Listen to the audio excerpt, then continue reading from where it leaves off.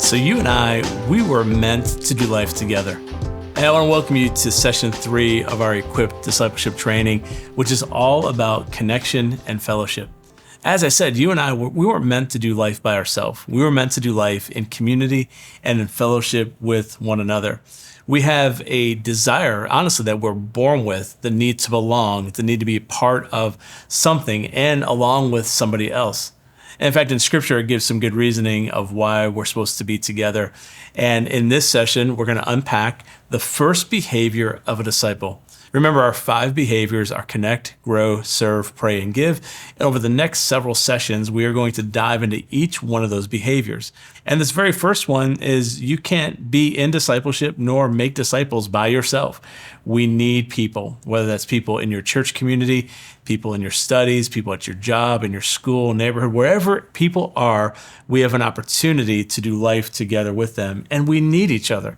In fact, in Proverbs chapter 27, verse 17, it says that iron sharpens iron, so one man sharpens another. It's just a reminder of the why. So why do we need each other? Well, partially because we sharpen one another. There's accountability, there's strength, there's security. There's honestly power in that. There's great wisdom in the counsel of many people, and we sharpen one another.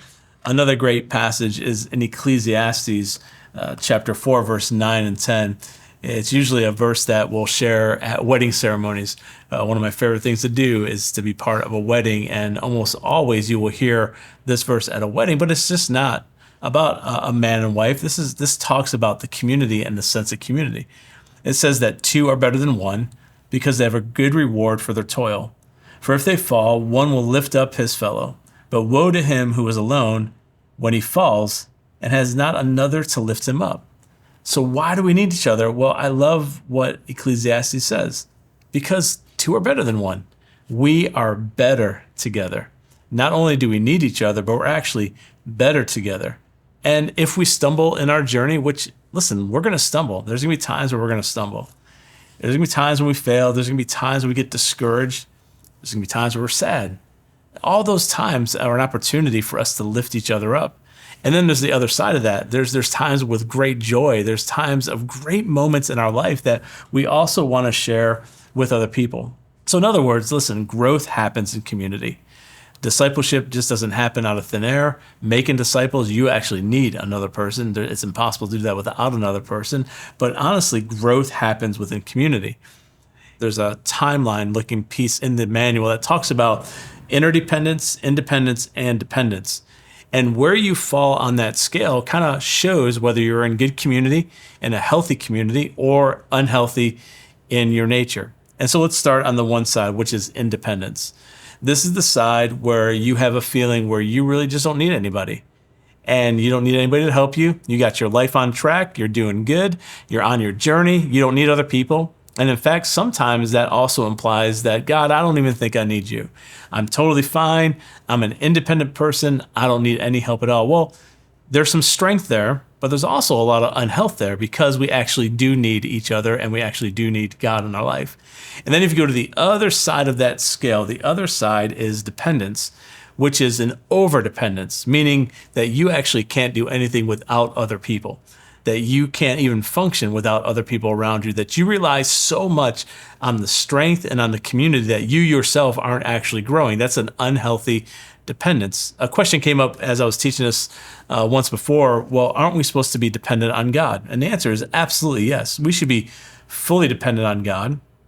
In fact, I heard it said one time that I think makes sense, where it's that we should pray as if everything depends on God, but work as if it depends on us, meaning it takes both of us. That we should be dependent on God fully, but we also have ownership of this. We actually have to take action and do our part as well.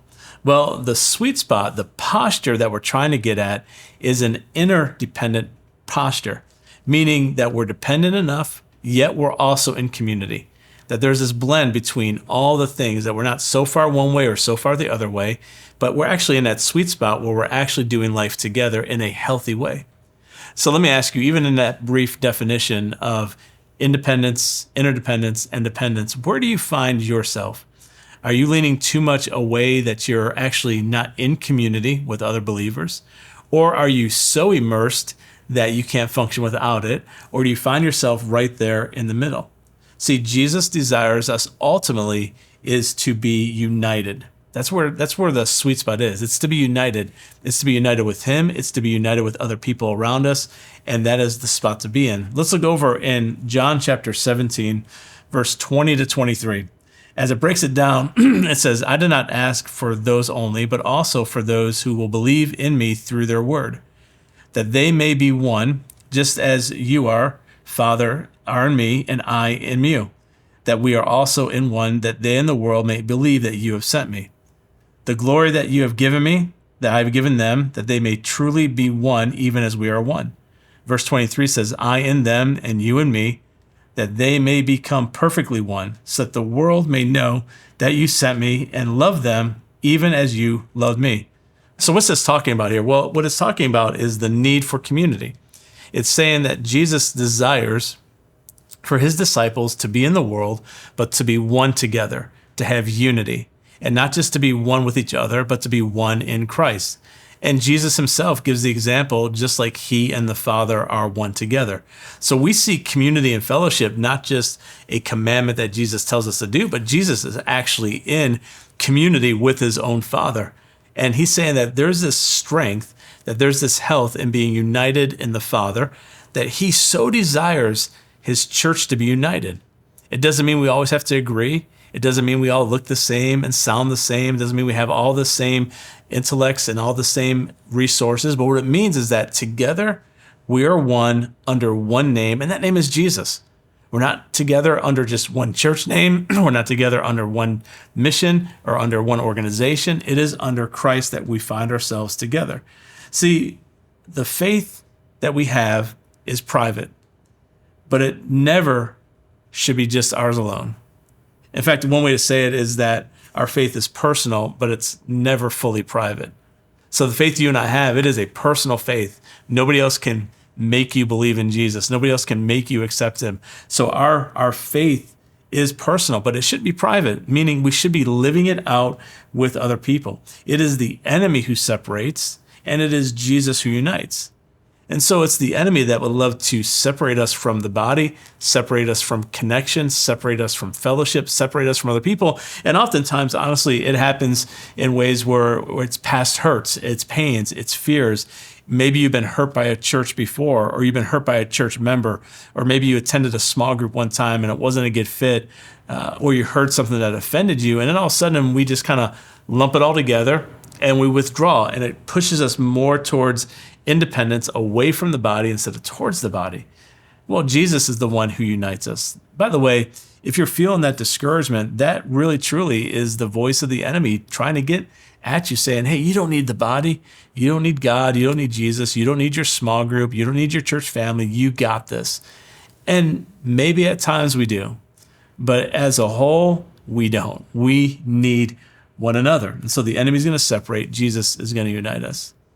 When it comes to connection and fellowship, I want to close with Hebrews chapter 10, verse 24 to 25. It's a good reminder, and there's good reward in being together.